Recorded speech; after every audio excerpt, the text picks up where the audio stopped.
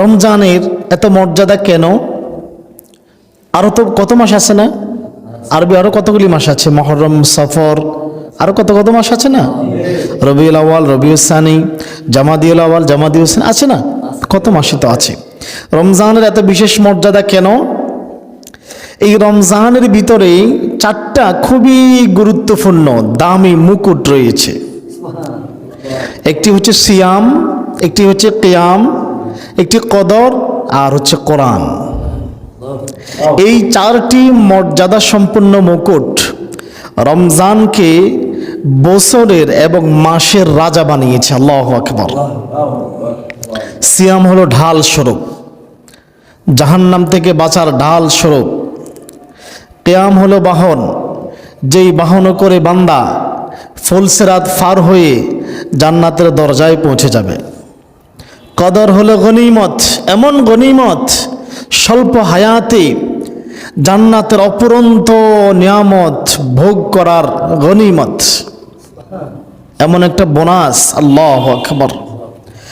আর কোরআন হলো সংবিধান, কনস্টিটিউশন, সঠিক পথ।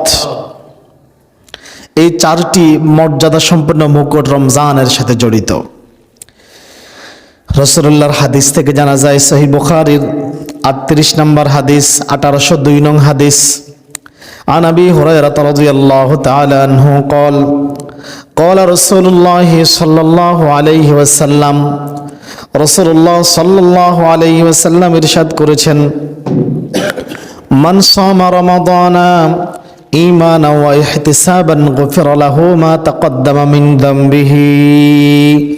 যেই ব্যক্তি রমজান মাস পেল আর ঈমানের সাথে সওয়াবের আশায়, ঈমানের সাথে সওয়াবের আশায় রমজান মাসে রোজাগুলি আদায় করলো, সিয়াম আদায় করলো, গুফিরা লাহু মা তাকদ্দামা মিন যামবিহি, আল্লাহ তাআলা তার পূর্বের সবগুলি গুনাহ ক্ষমা করে দিবেন। আল্লাহু আকবার। দেখছেন রমজানের প্রথম মর্যাদা কি বলতেছে? কেউ রমজান মাস পেল ঈমানের সাথে, কিসের সাথে? সওয়াবের আশায় রমজান মাসের রোজা রাখলো, আর আল্লাহর নবী বলতেছেন আল্লাহ তার ইতিপূর্বের গুনাহগুলি ক্ষমা করে দিবেন। এখানে শেষ নয়, রমজানের মর্যাদা বর্ণনা করতে গিয়ে আল্লাহর নবী আবার বলেন, ওয়ামান কামা রমাদানা, যে ব্যক্তি রমজান মাস পেল ঈমানা ওয়া ইহতিসাবান, ঈমানের সাথে সওয়াবের নিয়তে, মান কামা, কিয়াম করলো, রাত্রিবেলায় দাঁড়িয়ে দাঁড়িয়ে দাঁড়িয়ে দাঁড়িয়ে তারাবির সালাত আদায় করলো। কি করলো? তারাবির সালাত আদায় করলো। ওয়ামান কামা রমাদানা, রমজান মাসে কিয়াম করলো। আল্লাহর নবী বলতেছেন, মা গুফিরা লাহু মা তাকদ্দামা মিন যামবিহি, আল্লাহ তার পূর্বের সবগুলি গুনাহ ক্ষমা করে দিবেন। আল্লাহু আকবার। প্রথমে সিয়ামের কথা বলেছেন, তারপরে কিয়ামের কথা বলছেন। এখন আমাদের জন্য হতাশাজনক কথা হচ্ছে, আমরা দিনের বেলায় সিয়াম ঠিকই রাখি, কিন্তু রাত্রির বেলায় কিয়াম করি না।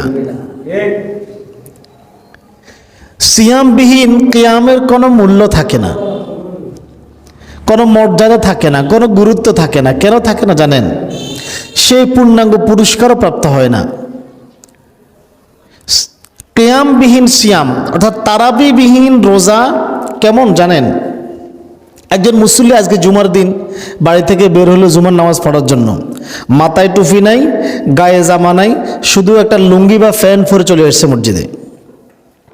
এখন বলেন, সে কি মুসল্লির পূর্ণাঙ্গ মর্যাদা পাবে? সে এভাবে নামাজ আদায় করে নামাজটা হয়ে যাবে, নামাজ আদায় হয়ে যাবে, কারণ যেহেতু তার 17 টাকা আছে, ফরজটা আদায় আছে, নামাজটা হয়ে যাবে। কিন্তু সে কি মুসল্লির মর্যাদা পাবে? আর এইভাবে মসজিদে আসলে আমরা মুসল্লিরা কি বলবো?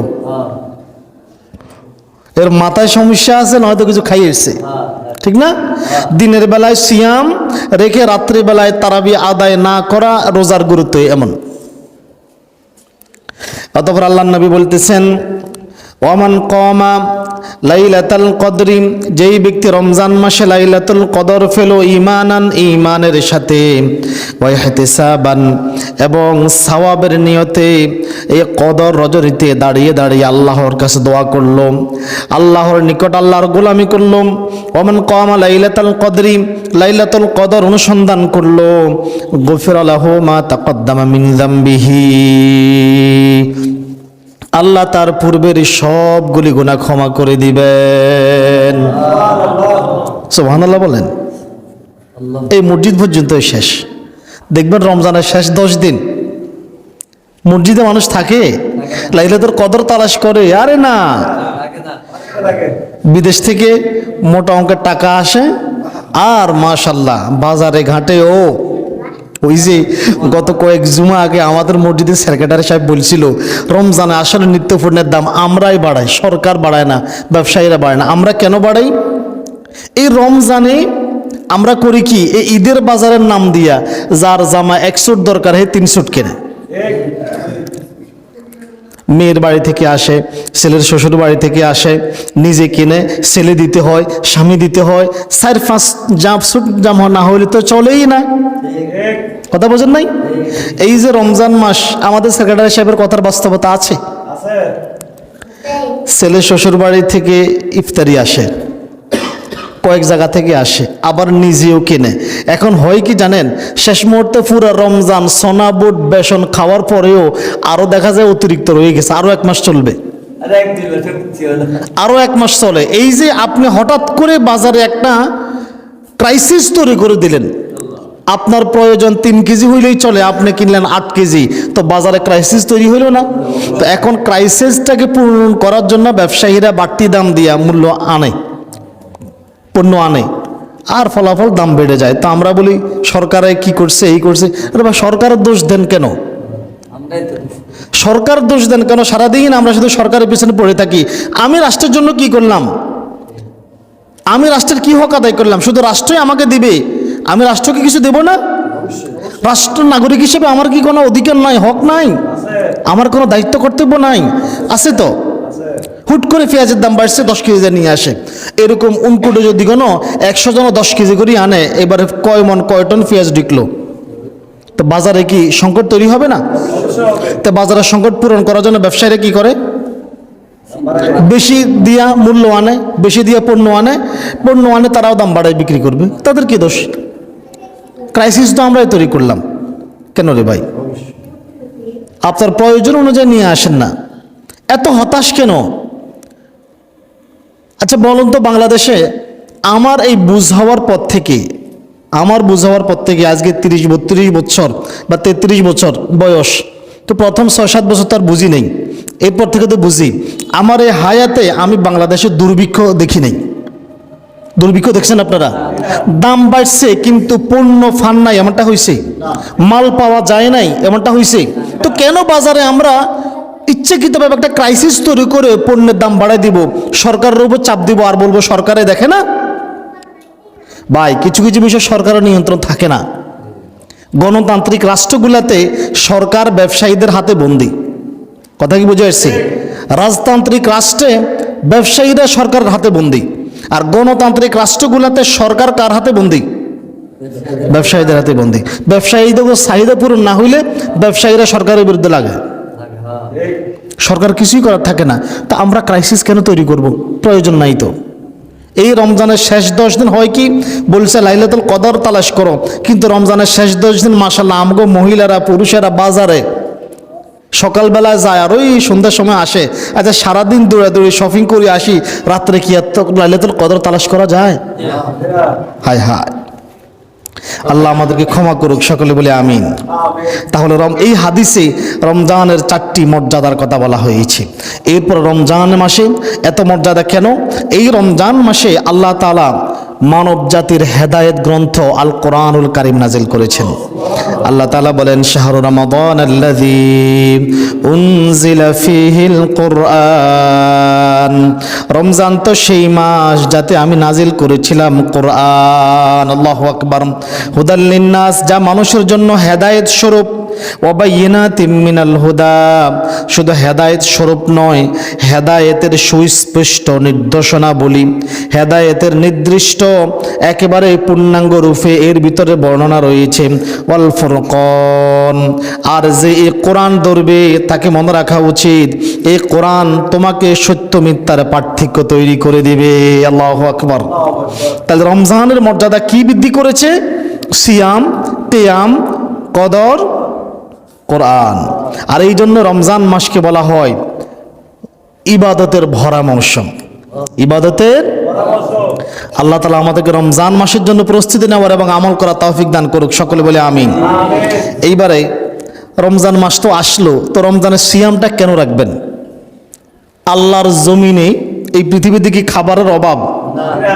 খাবারের অভাব, যে আমি বললাম আমার বয়সের পর আমি দুর্ভিক্ষ দেখি নাই, যদিও দাম বাড়ছে কিন্তু একেবারে নাই, বিষয়টা এমনটা হয় নাই। হয়েছে? মুরব্বীরা আপনারা অনেকে দুর্ভিক্ষ দেখছেন, আয় হায় রে, শুনতাম ফাটার শাক খাইছে, কচুর শাক খাইছে, ঘাসের গোটা খাইছে, ঘাসের দানা খাইছে না, এরকম। এখন তো এই অভাব বড়টা দেখি না, সবার ঘরে খাবার আছে। এখন এই রমজান মাসে কেন আপনি সিয়াম রাখবেন, সারাদিন কেন উপবাস থাকবেন? প্রথমত হচ্ছে এটা আল্লাহ তাআলার একটা পরীক্ষা। বান্দা, তোমাকে আমি 11 মাস খাওয়াইলাম, দেখি তুমি এই একটা মাস আমার আদেশ পালন করো কিনা। ইবাদতের জগতে সিয়াম এক ব্যতিক্রমী ইবাদত। সিয়াম জাহান্নাম থেকে বাঁচার ঢাল স্বরূপ।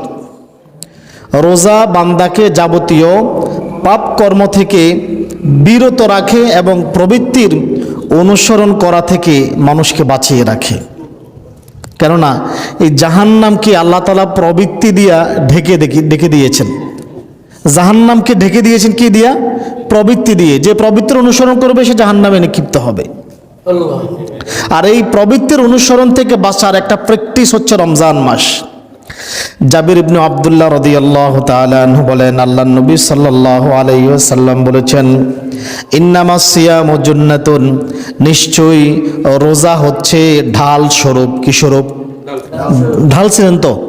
ডাল মানে গাছের ডাল না, কিন্তু ডাল মানে হচ্ছে এখন যে দাঙ্গা পুলিশ দেখছেন না, দাঙ্গা পুলিশের এক হাতে লাঠি আর এক হাতে কি থাকে? এই যে একটা কিছু থাকে না, কখনো কখনো কাঠের, কখনো গ্লাসের, কখনো স্টিলের থাকে না সামনে, নিজেকে বাঁচানোর জন্য, এটাকে বলা হয় ঢাল।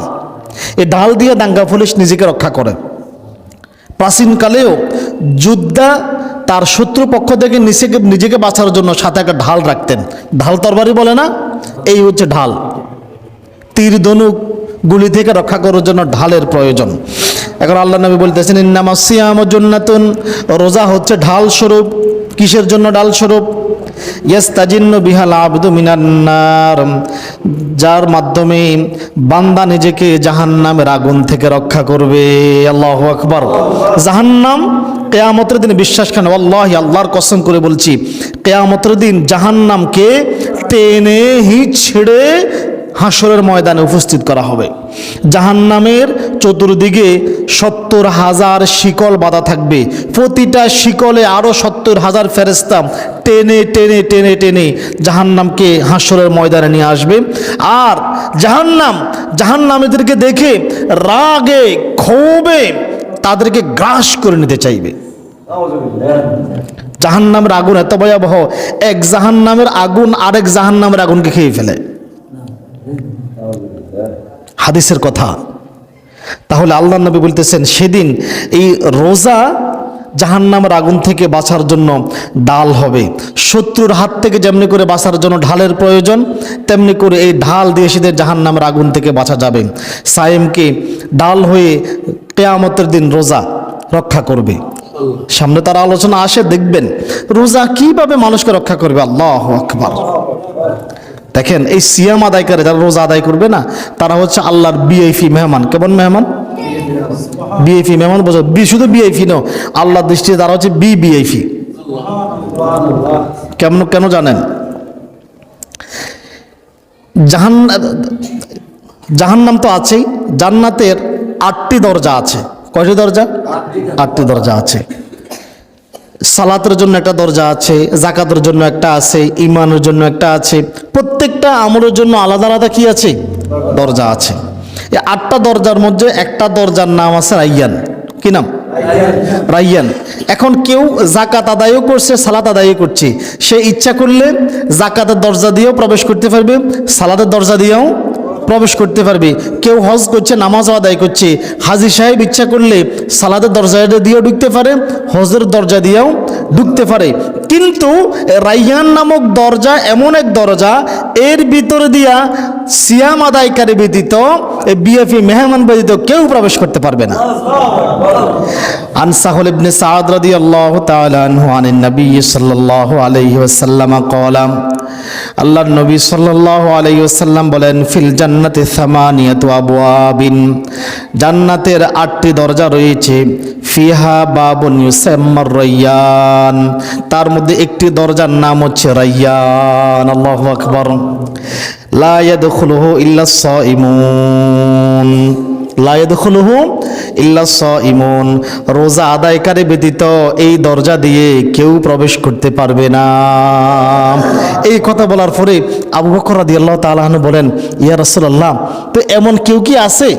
না, আল্লাহর নবী বলতেছেন, এই হাদিসের পরেও বলতেছেন যে সব দরজা থেকে জান্নাতীদেরকে আহ্বান করা হবে, প্রত্যেক দরজাতে কিছু ফেরেশতা থাকবে, তাদেরকে আহ্বান করা হবে, এ ইয়া মুসাল্লি, তুমি এইদিকে আসো, এ হজ আদায়কারী, তুমি এই দরজা দিয়ে আসো, এইভাবে আহ্বান করা হবে।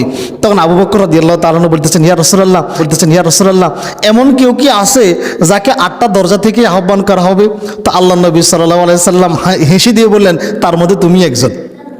সুবহানাল্লাহ বলবেন না? আবু বকর, তার মধ্যে তুমিও একজন, মানে যাদেরকে ডাকা হইব তার মধ্যে তুমি একজন। আল্লাহু আকবার। সহিহ বুখারীর হাদিস। অর্থাৎ হাদিস দ্বারা বোঝা যায় রোজা আদায়কারী হচ্ছে আল্লাহ তাআলার ভিআইপি মেহমান।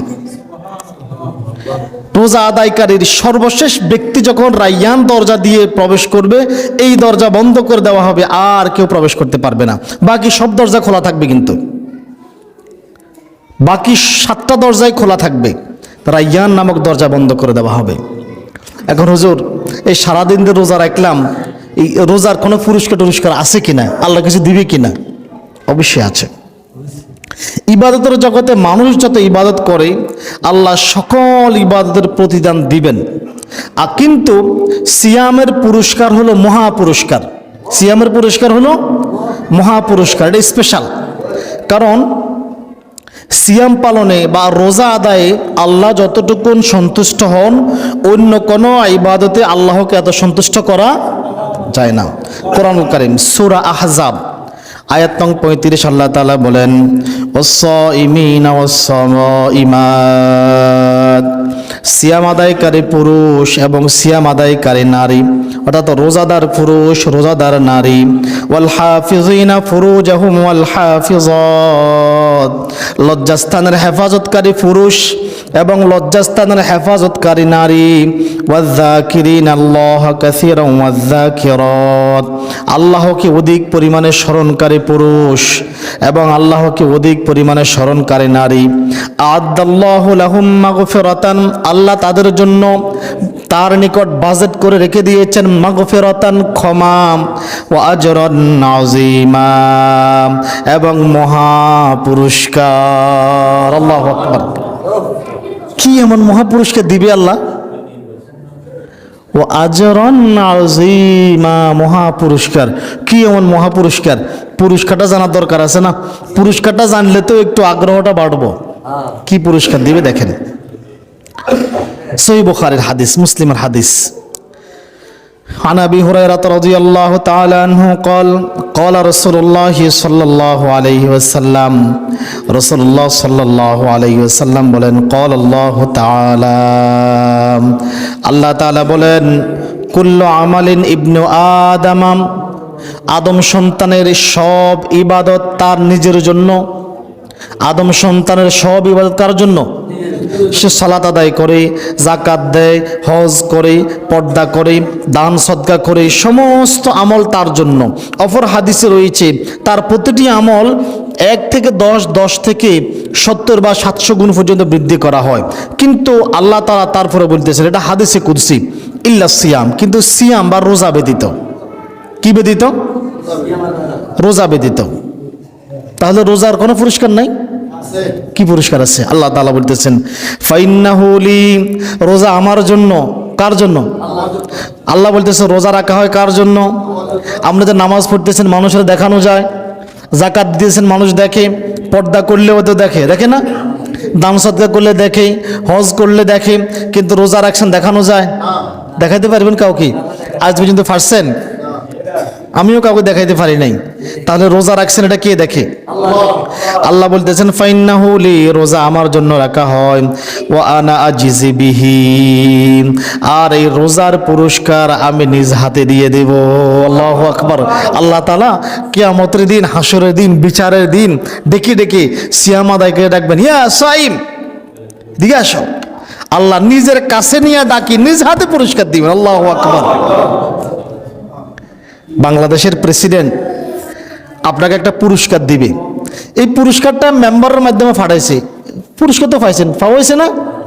বা এমপি সাহেবের মাধ্যমে ফাটাইছে, তো পুরস্কারটা হাতে পাইছেন, এটা একরকম পুরস্কার। তো সালাতের পুরস্কার, জাকাতের পুরস্কার, হজের পুরস্কার, এইগুলি ফেরেশতাদের মাধ্যমে দেওয়া হবে। কিন্তু স্পেশাল ভিআইপি পুরস্কার এটা প্রেসিডেন্ট নিজে হাতে দিবে। আল্লাহ তাআলা সেদিন এই বিভিন্ন আমলের পুরস্কার ফেরেশতারা পৌঁছায় দিবেন, কিন্তু রোজা যেহেতু ভিআইপি ইবাদত, স্পেশাল ইবাদত, আল্লাহ নিজ হাতে রোজার পুরস্কার দিবেন। আল্লাহু আকবার। শুধু আল্লাহু আকবার মসজিদে বললে হবে না, রোজা রাখার জন্য নিয়ত তো রাখতে হবে। রাখবেন তো ইনশাল্লাহ? ইনশাল্লাহ এমনি এমনি বলে আর কি, রমজান মাস আসলে বোঝা যায় নাকি বলেন? হ্যাঁ, হায় হা, দুঃখ হতাশা আমাদের জন্য। আমরা কি করব? আল্লাহু আলাম। আল্লাহ আমাদেরকে হেদায়েত দান করুক, সকলে বলে আমিন। এখন এই রোজা আদায়কারীর জন্য আল্লাহ তাআলা আরো কিছু পুরস্কার রাখছেন। কি পুরস্কার রাখছেন? কি কি পুরস্কার রাখছেন দেখেন। আবু মালিক আশআরী রাদিয়াল্লাহু তাআলা আনহু বলেন, রাসূল সাল্লাল্লাহু আলাইহি ওয়াসাল্লাম বলেছেন, ইন্না ফিল জান্নাতি গুরাফান, জান্নাতে কিছু অট্টালিকা আছে, প্রাসাদ আছে। জান্নাতে কিছু অট্টালিকা আছে, প্রাসাদ আছে, খুবই দামি, গুরাফান মর্যাদাবান প্রাসাদ রয়েছে। ইউরি যাহিরুহা মিন বাতিনিহা ওয়া বাতিনুহা মিন যাহিরিহা, এই প্রাসাদগুলির ভিতর থেকে বাহিরে দেখা যায়, বাহিরে থেকে ভিতরে দেখা যায়। অর্থাৎ এমন ব্যক্তিদেরকে এই প্রাসাদগুলো দেওয়া হবে, ওই ব্যক্তিরা প্রাসাদের ভিতরে বসে বাহিরের সব কিছু দেখবে, স্বচ্ছ কাঁচ দ্বারা নির্মিত। আর বাহিরের জান্নাতীরাও জান্নাতীদেরকে ঈর্ষা করবে। কেন? আর সেদিন বলবে, ইস, যদি আমি রোজা রাখতাম, যদি আমি এই আমলগুলি করতাম, আজকে আমিও তাদের সাথে থাকতাম। কাদের সাথে? এই আমলগুলি যারা করেছে তাদের সাথে থাকতাম। তো কাদেরকে আল্লাহ তাআলা এই পুরস্কার দিবেন? আ'আদ্দাহাল্লাহু লিমান, আল্লাহ তাদের জন্য এই পুরস্কারগুলি রেখে দিয়েছেন। কাদের জন্য? আলানাল কালাম, যারা মানুষের সাথে নমনীয় ভাষায় কথা বলে। সুবহানাল্লাহ। কোন নমনীয় ভাষায় কথা বলা মানে কি? আমি চেয়ারম্যানের সামনে গেলে, মেম্বারের সামনে গেলে নমনীয় ভাষা ঠিকই কথা বলি। কথা বোঝেন নাই? থানার ওসি এসপির সামনে গেলে নমনীয় ভাষায় কথা বলি। আল্লাহ তাআলা এই নমনীয় ভাষার কথা বলে নাই। আপনার চাইতেও নিচু লেভেলের একটা রিক্সার ড্রাইভারকে, একটা কুলি মেথরকে আপনি নরম ভাষায় কথা বলেছেন, এই কথা বলেছেন। কথা কি বুঝে আসছে? আমি হাডম জাতের কচ্ছপ, আমার সামনে তুই এমন কথা বলবি না। আলানাল কালাম, নরম ভাষায় কথা বলতে হবে। কার সাথে? আপনার উচ্চ পর্যায়ে যারা আছে তাদের সাথে মানুষ এমনি নমনীয় ভাষায় কথা বলে, কিন্তু আপনার চাইতে মর্যাদায়, অর্থনীতিতে, ক্ষমতায় যারা নিচে আছে তাদের সাথে নমনীয় ভাষায় কথা বলো। হাঁটতেছে তোমার সাথে গাও লাগিয়ে গেছে, ফাও একটু লাগিয়ে গেছে, ধমক দিও না, লিখেছে থাক, অসুবিধা নেই। একটা রিক্সার ড্রাইভার ভুলবশত তার গাড়ি চাকা আপনার গায়ের সাথে লাগিয়ে গেছে, আচ্ছা যাক, অসুবিধা নেই, যাও, শেষ। আমরা কি এটা করি? তাহলে কিভাবে আমরা জান্নাতের এই রাজকীয় প্রাসাদ আশা করতে পারি? অতঃপর আল্লাহর নবী বলেন, এই জান্নাতের রাজকীয় প্রাসাদ তারা প্রাপ্ত হবে। ওয়া তাআমাত তাআম, যারা দুস্থ গরিব মিসকিনদের জন্য খাবারের ব্যবস্থা করে। আমরা কি খাওয়াই? খাওয়াই তো। আমার সমপর্যায়ে যারা আছে এদেরকে খাওয়াই, কারণ যারে খাওয়াইলে এই আমার আরো একদিন খাওয়াইবো। কথা বুঝে আই নাই? যারে খাওয়াইলে সে আমার আরো একদিন খাওয়াইবো। আমি কি দুস্থ গরিব অসহায় মিসকিনদেরকে খাওয়াইছি? আপনার ছেলের বিয়ে যায়, মেয়ের বিয়ে যায়, কত অনুষ্ঠান যায়, কই আপনি কয়েকদিন কতজন ফকির দাওয়াত দিয়েছেন? আল্লাহ নবীর হাদিস দ্বারা এটা বোঝা যায়, কোনো বিয়ের অনুষ্ঠানে, কোনো খাবারের অনুষ্ঠানে যদি দুস্থ গরিব মিসকিনরা খেতে না পায়, তাহলে এই খাবার কুকুর খাওয়ার যোগ্য, এটা মানুষ খাওয়ার যোগ্য না। ছেলে মেয়ের বিয়ে হয়েছে, দেখি তেলা মাথায় তেল মারেন, তেলা মাথায় তেল মারিয়া ফায়দা নেই যে লুটিয়া, তেল বিনা চলে না দুনিয়া। হায় হায়, তেলা মাথায় সবাই তেল মারে, ওই ফকিরকে দাওয়াত দিয়ে যেটার ফ্যাট বড়, বুঝছেন তো? কারণ তারা দাওয়াত দিলে হে আমার আরেকদিন দাওয়াত দিব। এটা করবেন না, দাওয়াত দেন। আমি আবার এটা বলতেছি না আপনার সমপর্যায়ে বা ধনী লোকদেরকে দাওয়াত দিয়ে, আমি কিন্তু এটা বলছি যে আপনার অনুষ্ঠানে 2-4 জন গরিব দাওয়াত দেন, গরিবদেরকে খাওয়ান। আমার তাআম, খাওয়ান তাদেরকে। অতঃপর আল্লাহ নবী বলেন সিয়াম, যারা রোজা আদায় করে, যারা কি করে? রোজা আদায় করে, সিয়াম আদায় করে। কথা কি বুঝে আসছে? যারা সিয়াম আদায় করে। আল্লাহু আকবার। আমরা সিয়াম আদায় করি, ফরজ সিয়াম ঠিক করে আদায় করে, নফল কবে আদায় করব? ফরজ সিয়াম আদায় করি না। এরপর আল্লাহ নবী বলতেছেন ওয়াসাল্লা বিল্লাইলি ওয়ান নাসু নিয়ামুন, রাত্রিবেলায় মানুষ যখন ঘুমিয়ে যায় তখন দাঁড়িয়ে দাঁড়িয়ে সালাত আদায় করে। যারা রাত্রিবেলায়, মানুষ যখন ঘুমিয়ে গেছে, মানুষ যখন নীরব নিস্তব্ধ হয়ে গেছে, তখন একা একা উঠিয়ে আল্লাহর জন্য, আল্লাহ সন্তুষ্টির জন্য তাহাজ্জুদ সালাত আদায় করে, তাদের জন্য রয়েছে জান্নাতের দামি প্রাসাদ। আল্লাহু আকবার। আমরা কয়দিন রাত্রে মানুষ ঘুমানোর পরে এভাবে দাঁড়িয়ে দাঁড়িয়ে সালাত আদায় করেছে বলেন তো? তাহলে কিভাবে আমরা জান্নাতের এত রাজকীয় প্রাসাদ আশা করতে পারি? হায় হায়। এখন হুজুর, রোজার তো পুরস্কার, মাশাআল্লাহ, কি কি পুরস্কার? আরও আছে পুরস্কার, সামনে আলোচনা ধাপে ধাপে আসবে। তো রোজা না রাখলে কোনো শাস্তি রাস্তি আছে কিনা? অবশ্যই আছে। এটাও সংক্ষেপে আলোচনা করা উচিত। রমজানের শেষের দিকে যাই, রোজা না রাখলে কি শাস্তি, এটা ওই সময় বলে হবে না, এটা এখন বলতে হবে। সিয়াম ত্যাগকারী 2 প্রকারের হয়ে থাকে। তো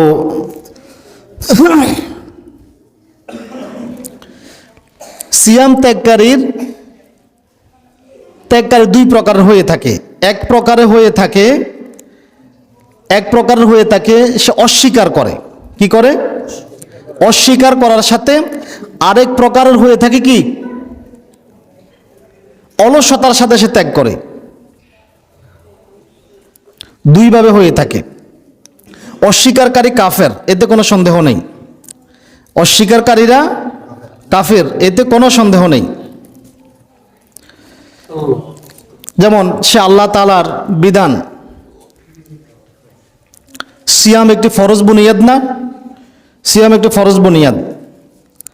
আল্লাহ তাআলা বলতেছেন ইয়া আইয়ুহাল্লাযীনা আমানু কুতিবা আলাইকুমুস সিয়ামু কামা কুতিবা আলাল্লাযীনা মিন ক্বাবলিকুম লাআল্লাকুম তাত্তাকুন। তোমাদের উপরে হে ঈমানদারগণ, তোমাদের, আমরা তো আগে আলোচনা করেছিলাম, গত জুমায় বলেছিলাম, হে ঈমানদারগণ, তোমাদের উপরে সিয়াম ফরজ করা হয়েছে যেমনিভাবে ফরজ করা হয়েছিল তোমাদের পূর্ববর্তীদের উপর, যেমনি করে ফরজ করা হয়েছিল তোমাদের পূর্ববর্তীদের উপর। তাহলে সিয়াম একটি ফরজ বিধান। এই ফরজ বিধান অস্বীকার করার কারণে সে কি হয়ে গেছে? কাফের হয়ে গেছে। সে বিনা হিসাবেই জাহান্নামে। তার ব্যাপারে আলোচনার দরকার নাই। তার ব্যাপারে কিসের দরকার নাই? আলোচনার দরকার নাই। এখন যে অলসতা বশত ত্যাগ করলো, তার বিধান কি? অলসতার সাথে ত্যাগকারী হচ্ছে ফাসিক, কবিরা গুনাহকারী। তাকে তওবা করে আবার ফেরত আসতে হবে, অন্যথায় তার শাস্তি কঠিন। আর ফাসিক ব্যক্তির কোনো কথা, কোনো কাজ মুসলিম সমাজে গ্রহণযোগ্য নয়। আল্লাহ তাআলা বলতেছেন ইয়া আইয়ুহাল্লাযীনা আমানু, হে ঈমানদারগণ, ইন জাআকুম ফাসিকুন, কোন ফাসিক যখন তোমাদের কাছে কোনো সংবাদ নিয়ে আসে, বিনাবাইন ফাতাবাইয়ানু, তোমরা তার কথা ধরেই বিশ্বাস করিও না, আগে সেটাকে তদন্ত করো। আগে সেটাকে কি করো, তদন্ত করো, তারপরে বিশ্বাস করো। তো সিয়াম আদায়কারী যেই লোক আল্লাহর হক আদায় করে না, আল্লাহর সাথে ধোঁকাবাজি করে, সে কি আপনার কাছে সত্য কথা বলবে? না, সে আপনার সাথে ধোঁকাবাজি করবে। এই জন্য বলছে খবরদার তাদের কথাবার্তা বিশ্বাস করিও না। এখন তাদের জন্য কেয়ামতেও পরকালেও কঠিন শাস্তি রয়েছে। কি শাস্তি? আবু উমামা বাহির রাদিয়াল্লাহু তাআলা আনহু বলেন, রাসূল সাল্লাল্লাহু আলাইহি ওয়াসাল্লাম বলেন, আমি একবার স্বপ্নে দেখলাম একটা সম্প্রদায়কে উল্টা করে ঝুলাই রাখা হয়েছে। কি করে ঝুলাই রাখা হয়েছে? পা উপরের দিকে, মাথা নিচের দিকে। তাদের গালগুলি ফাড়া। গালগুলি কি ফাড়া? বোঝেন তো? গালগুলি সিরা সিরা, গালগুলি ফাড়া, তা থেকে টপ টপ করে রক্ত ঝরতেছে। আল্লাহ নবী বলেন, আমি জিজ্ঞাসা করলাম, ইয়া আখি জিব্রাইল, হে আমার ভাই জিব্রাইল, এদের এই অবস্থা কেন? এরা কারা? জিব্রাইল আলাইহিস সালাম বলেন, হে আল্লাহর রাসূল, এরা হচ্ছে ওই সমস্ত লোক যারা রমজানের দিনের বেলায় খাবার খেত। নাউজুবিল্লাহ। খাবেন? খাবেন? খান না, মানা করলো কি? মাশাআল্লাহ, তবু আপনাদের এদিকে কিছু ভালো আছে, আমাদের এলাকার অবস্থা আরো খারাপও। এলআইসির পার্শ্ববর্তী গ্রাম, আমার নাম হচ্ছে রানীসর, পুরো একটা গ্রাম হিন্দু গ্রাম। মাশাআল্লাহ, রমজান মাসে ওখানে মেলা বসে, বাড়িতে বাড়িতে মেলা বসে, জুয়া, মাদক আর এই খাবার দাবারের বিশাল মেলা বসে। রুচিটা কি? একটা হিন্দু লোক ফাঁকাই দিচ্ছে, এটা খাবার খাচ্ছে। আরে বেটা, হিন্দু লোক যে ফাঁকায়, এটা কেমনে ফাঁকায় জানো? জানো না তো? হিন্দুদের শাস্ত্র সম্পর্কে পড়ো নাই, জানো না? হিন্দু মহিলারা যে এই ঘাটে সাল দুই, ওই ঘাটে আগে প্রস্রাব করে, এটা জানো তোমরা? ছি ছি ছি ছি ছি। যেই ঘাটে চাল দুই, সেই ঘাটে আগে প্রস্রাব করে, জানেন না সেটা? এটার উপরে সাল দিয়ে আপনারা খাওয়ায়, বাহ, মজা মারি খাইতেছে। আল্লাহ আমাদেরকে হেদায়েত দান করুক, সকলে বলে আমিন। অপর হাদিসে মালিক ইবনু হুয়াইরিস রাদিয়াল্লাহু তাআলা আনহু বলেন, আল্লাহ নবী একবার রমজান মাসে মসজিদ নববীর মিম্বরে প্রথম কদম দিলেন, বললেন আমিন। দ্বিতীয় কদম দিলেন, বললেন আমিন। তৃতীয় কদম দিলেন, বললেন আমিন। সাহাবাইগণ জিজ্ঞাসা করেন, ইয়া রাসূলুল্লাহ, আপনাকে তো কখনো এভাবে আমিন আমিন বলতে শুনি নাই। তখন আল্লাহ নবী সাল্লাল্লাহু আলাইহি সাল্লাম বলেন, জিবরাইল আলাইহিস সালাম আমি যখন প্রথম কদম দিলাম, তখন আমার কাছে আসি বলল, হে আল্লাহর রাসূল সাল্লাল্লাহু আলাইহি সাল্লাম, যে ব্যক্তি রমজান মাস পেল অথচ তার জীবনের গুনাহগুলি ক্ষমা করে নিতে পারলো না, তার উপরে আল্লাহ এবং তার নবীর লানত। আমি বলেছি আমিন। নাউজুবিল্লাহকে বাড়ি যে বলবেন। যে ব্যক্তি রমজান মাস পাইল কিন্তু গুনাহগুলি ক্ষমা করায় নিতে পারলো না, তার উপরে আল্লাহ এবং তার নবীর ফেরেশতাদের লানত। নবী বলতেছেন আমিন, মানে নবী এটাতে সম্মত আছেন, তার উপর লানত। এরপরে বলতেছেন, হে আল্লাহ রাসূল, যে তার পিতামাতা উভয়কে বা একজনকে বার্ধক্য অবস্থায় পেল আর তাদের সেবা যত্ন করে জান্নাত অর্জন করতে পারলো না, তার উপর আল্লাহ এবং তার নবীর লানত। আল্লাহ নবী বলেছেন আমিন। পিতামাতা অনেকের ঘরে বৃদ্ধ অবস্থায় আছে, চিন্তা করেন জান্নাতে যাবেন কিনা। এরপরে সর্বশেষ বলতেছি, ইয়া রাসূলুল্লাহ, যে ব্যক্তি আপনার নাম শুনলো কিন্তু দুরূদ আদায় করলো না, সাল্লাল্লাহু আলাইহি সাল্লাম পড়লো না, তার উপরে আল্লাহ এবং তার নবীর লানত। আল্লাহ নবী বলেছেন আমি বলেছি আমিন। কথা কি বুঝে আসছে? আল্লাহ তাআলা আমাদেরকে হেদায়েত দান করুক, সকলে বলি আমিন।